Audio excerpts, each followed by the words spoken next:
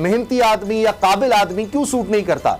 यानी अब तो सीनियर साफी चीख रहे हैं कि जी लगता यह है कि पाकिस्तान में किसी भी लायक आदमी की जगह नहीं बची। यहां अगर कोई लायक आदमी नजर आ जाए तो हम सब नालायक उसके पीछे पड़ जाते हैं कि वो उदा ही छोड़ दे। देखिए, बात यह है कि ये बिल्कुल आपने जो हवाला दिया, ये कल रऊफ क्लासा साहब ने इस पर बहुत तफसील से बात की, और क्योंकि क्लासा साहब जो है वो बहुत अच्छे तरीके से तारिक मलिक साहब को, ताहिर मलिक साहब को और उनकी फैमिली को जानते हैं, और काफ़ी बहुत सालों से हमने ये देखा है कि क्लास साहब ने बहुत कॉलम्स भी लिखे तारिक मलिक साहब पे, उनकी शख्सियत पे, उनकी सलाहियत पे, उनकी काबिलियत पे। मसला ये है कि यहाँ पे हमें वो लोग नहीं चाहिए जो पाकिस्तान के लिए को आगे ले जाना चाहते हो। हमें वो लोग नहीं चाहिए जो पाकिस्तान का भला चाह रहे हो। हमें वो लोग नहीं चाहिए जो डिलीवर कर सकते हो। हमें वो चाहिए जिनसे हमारा ज़ाती मफाद है, जो ज़ाती हमारे इंतकाम में हमारा हिस्सा बने, जिनसे हम ये कहें कि भाई ये मेरा ज़ाती मफाद है, वो करके दे दे। मैं कहूँ कि हमें धांधली चाहिए, वो करके दे दे। मैं कहूँ कि मुझे ये लोग इस तरह से फिक्स चाहिए, वो फिक्स करके दे दे। इस वक्त क्योंकि पाकिस्तान का तो सोचा ही नहीं जा रहा। हुकूमत जो है वो अपनी ज़ात से आगे निकल ही नहीं रही। उनको अपनी ज़ात से मकसद है, उनको अपने इक़्तिदार से मकसद है, उनको अपनी करप्शन से मकसद है, उनको अपनी लूट मार से मकसद है, उनको अपने इश्तिहारियों से, फरारियों से, मफरूदों से, भगोड़ों से, उनसे मकसद है। तो वो उनका क्राइटेरिया है। जो उसमें उनके साथ है वो ऐसे समझे पाकिस्तान के साथ है, जो उसमें उनके साथ नहीं है वो ऐसे समझे पाकिस्तान के साथ नहीं है। तो जब ये मेयार होगा तो फिर यही होगा। तारिक मलिक साहब देखें, जहाँ उन्होंने सर्व किया है वहाँ सिफारिशें नहीं चलती, वहाँ मेरिट के ऊपर जो है वो लोग जाते हैं, और वो उन चंद पाकिस्तानियों में से हैं जिन्होंने बहुत बड़ी बड़ी पोजीशन के ऊपर रहे हैं दुनिया भर में, लेकिन वो हमें सूट नहीं करते, क्योंकि हमें इस वक्त इक़्तिदार दोबारा चाहिए, और इक़्तिदार में हमें जो है वो धांधली चाहिए, और हमें वो लोग चाहिए जो यस सर, जी सर, खादिम सर, नौकर सर, जो हुक्म सर ये कहे वो हमें चाहिए। हमें तारिक मलिक साहब जैसे लोग नहीं चाहिए, क्योंकि देखिए नून लीग का एक पूरा इनका एक माजी है। इन्होंने हमेशा इदारों के ऊपर करप्ट लोग लगाए हैं, इन्होंने कंप्रोमाइज लोग लगाए हैं, इन्होंने कमजोर लोग लगाए हैं। अगर कोई अच्छा बंदा था उसको करप्ट किया है, उससे समझाया है कि क्या कर रहे हो भाई, क्या कर रहे हो, बेवकूफ हो, तो क्या ये तुम नहीं करोगे कोई और कर लेगा, तो तुम करो, हमें भी दो, खुद भी करो। और नवाज शरीफ साहब के बारे में तो ये बताया जाता है कि वो तो किसी ऐसे शख्स पे इत्मीनाद ही नहीं करते जो उनसे पैसे ना ले। वो कहते हैं अगर ये मुझसे नहीं ले रहा तो किसी और से ले रहा होगा। ये कैसे हो सकता है कि पैसे ना लेता हो? ये मियां साहब एक मतलब एक इस बात पर ईमान है मियां साहब का कि कोई बंदा बगैर पैसे लिए किसी के हक में बात नहीं कर सकता। वो कहते हैं अगर कोई हमारी तारीफ कर रहा है तो फिर वो हमसे पैसे ले रहा है तो हमारे साथ सिंसियर है, अदरवाइज वो किसी और तरफ चला जाएगा क्योंकि हम उसे पैसे नहीं दे रहे। तो ये इनका मसला है। ये इदारों को इसी तरह से तबाह करते हैं, ये इसी तरह से इदारों को कमजोर करते हैं, और यही वजह है कि आज कोई सिविलियन इदारा आपका ऐसा नहीं रह गया जिसके ऊपर आप फख्र कर सकें या आप कह सकें।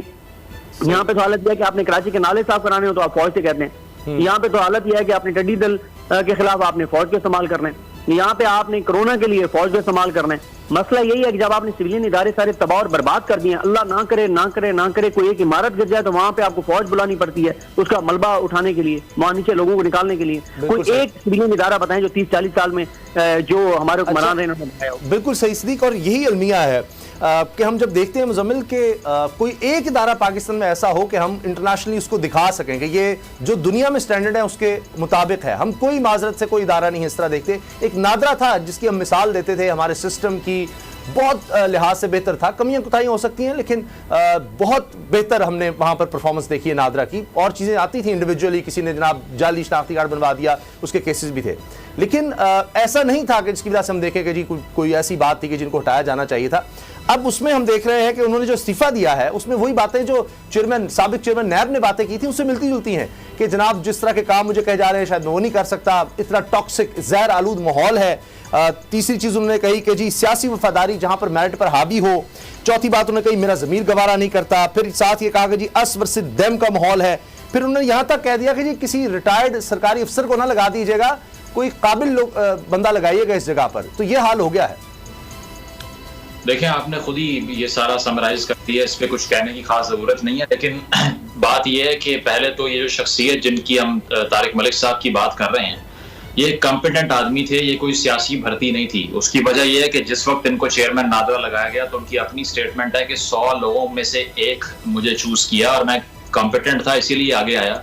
इंटरव्यूज हुए और साथ साथ UNDP में उस टाइम सर्व कर रहे थे। इसके अलावा वर्ल्ड बैंक में जो डिजिटल ID बनाते हैं उसकी टेक्नोलॉजी में कंट्रीब्यूट करने वाले लोगों में से एक हैं, जो कि काफ़ी अंडर डेवलप्ड कंट्रीज़ में आइडेंटिफिकेशन का मैकेनिज्म तश्कील देने वालों में से एक हैं। तो इतने एक्नॉलेज्ड आदमी हैं कि दुनिया भर के मुख्तलिफ ममालिक में बड़ी बड़ी ऑर्गेनाइजेशंस के साथ इनकी कॉम्पिटेंसी जो है वो इस्टेब्लिश्ड है, इस पर कोई दो राय नहीं है। उसके बावजूद पाकिस्तान जैसे मुल्क में अगर वो आते हैं तो सिर्फ यही सोच के आए होंगे कि मेरा मुल्क है, या मैं अगर अपने लोगों को सर्व करूंगा तो वो उन इदारों से बेहतर है जो आलमी इदारे हैं, जहां पर सैलरीज भी ज्यादा होती हैं, पर्क्स भी ज्यादा होती हैं, फिर भी छोड़ के यहाँ पर आए हैं just for the sake of patriotism.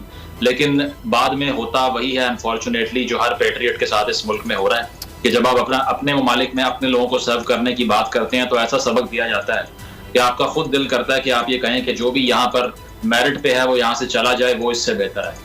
तो जो इस्तीफे के अंदर रीजन उन्होंने साइड की है कि पोलराइजेशन का इतना माहौल है और अस वर्सेस देम वाला माहौल है, उससे कुछ और कहने की जरूरत नहीं बची। राना सनाउल्लाह साहब ने कह तो दिया कि किसी किस्म का प्रेशर नहीं था उनके ऊपर, लेकिन उनका अपना इस्तीफा कुछ और कह रहा है। अगर वो अस वर्सेस देम की बात कर रहे हैं तो उसका मतलब यही है कि एक ऐसा माहौल बना दिया कि अगर आपने कुछ मखसूस इकदामात ना उठाए हमारे कहने पे तो इसका मतलब है कि आप मुखालिफ ग्रुप के साथ हैं। हालांकि कोई ब्यूरोक्रेट हो या फिर नादरा जैसे इदारे का सरबरा हो तो उसको इस पॉलिटिसाइजेशन के माहौल में हिस्सा डलवाने की कोशिश नहीं करनी चाहिए।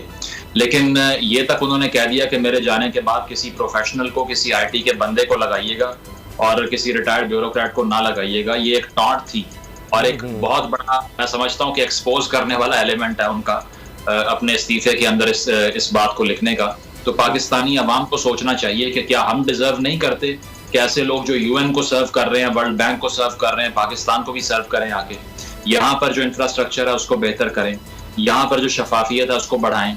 तो इसीलिए यहाँ ट्रेन हम देखते हैं 8 लाख अफराद पिछले साल जो ग्रेजुएट्स थे, हाईली क्वालिफाइड थे, डॉक्टर्स थे, वो इसलिए बाहर चले जाते हैं कि यहाँ जैसे कॉम्पिटेंसी की मेरिट की बात होती है तो आपको बताया जाता है कि ये नहीं करना था, इसलिए नहीं लाए थे आपको यहाँ पे। तो अनफॉर्चुनेटली एक लेसन है हम सबके लिए इसमें कि अगर मेरिट की यहाँ पर जगह नहीं बन रही तो फिर सिर्फ और सिर्फ सियासी भर्तियों पर यह मुल्क चल सकता है और नहीं चल सकता। और हम ये रोते रहते हैं कि जी हमारा स्टैंडर्ड वो नहीं है। अब UNDP का आपने जिक्र किया, वर्ल्ड बैंक जैसे इदारों में जो लोग काम कर रहे हो, तो हमारी ये जो लालच है या ये छोटी सोच के डॉलर्स हमारे मुल्क में आ जाएं, जो डॉलर्स पैदा करने वाले लोग हैं उनको तो हम धक्के देकर बाहर भेजते हैं कि जो दुनिया जिनको फिर सराहती है और अपने पास बुलाती है। अमेरिका इसीलिए आगे चला गया, पूरी दुनिया से बड़े दिमाग जो हैं वो अपनी तरफ खींचते हैं, हम यहाँ से बाहर धकेलते हैं उनको। तो फिर सिद्दीक इसका एक लार्जर पर्सपेक्टिव है ना कि ये एक शख्स के बाद कि कौन सा डॉक्टर होगा, कौन सा इंजीनियर होगा, कौन सा IT का एक्सपर्ट होगा या कोई भी बड़ा ऐसा शख्स जो बाहर काम कर रहा है जो आके कहेगा जी मैं यहाँ इदारों को ठीक करता हूँ कि मुझे क्या जरूरत पड़ी है, रकम भी मुझे ज्यादा मिलेगी, बदनामी से भी बचूंगा, केसेस से भी बचूंगा, रोज के प्रेशर से बचूंगा, मेरिट पर सारा काम करूंगा। तो हम तो खुद अपने मुल्क को तबाह कर रहे हैं। देखिए ब्रेन ड्रेन क्यों होता है, क्यों काबिल लोग यहाँ से छोड़ के जाते हैं, क्यों पाकिस्तान के लाखों डॉक्टर्स जो है हजारों डॉक्टर्स पाकिस्तान से बाहर हैं, उनकी वहाँ पे कदर है। अब मुझे बताएं यहाँ पे जिस तरह से डॉक्टर्स के साथ सलूक होता है, अभी आपने पिछले दिनों देखा कि एक डॉक्टर को जिस तरह से अटेंडेंट्स ने मारा, ठीक है इसमें कोई शक नहीं है। मैं ये समझता हूँ कि डॉक्टर्स को भी जो है वो अपने रवैयों को बेहतर करने की जरूरत है और डॉक्टर्स को भी मरीजों की केयर करने की जरूरत है। डॉक्टर्स की असलियत जो है वो वाकई जो है वो मरीजों की देखभाल करते हैं। चंद एक डॉक्टर ऐसे होते हैं जो शायद जो चाहिए होती है मरीजों को वो नहीं देते, लेकिन इसका ये मतलब नहीं है कि अगर किसी डॉक्टर से शिकायत भी है तो आप इस तरह से जाके और उसको मारना पीटना शुरू कर दें। क्या किसी दुनिया के महज़ब मुल्क में ऐसे हो सकता है कि जो डॉक्टर जिसने दूसरों की जानें बचानी है उसकी अपनी जान जो है वो महफूज ना हो? फिर देखें पाकिस्तान में यही मैंने आपको बताया ना कि ब्रेन ड्रेन इसीलिए कि यहाँ पे जाहिर है यहाँ पे कदर नहीं है लोगों की, लोग बाहर जाते हैं। इसीलिए आप देखें कि हमारा कौन सा शोबा है जो आगे जा रहा है, हमारा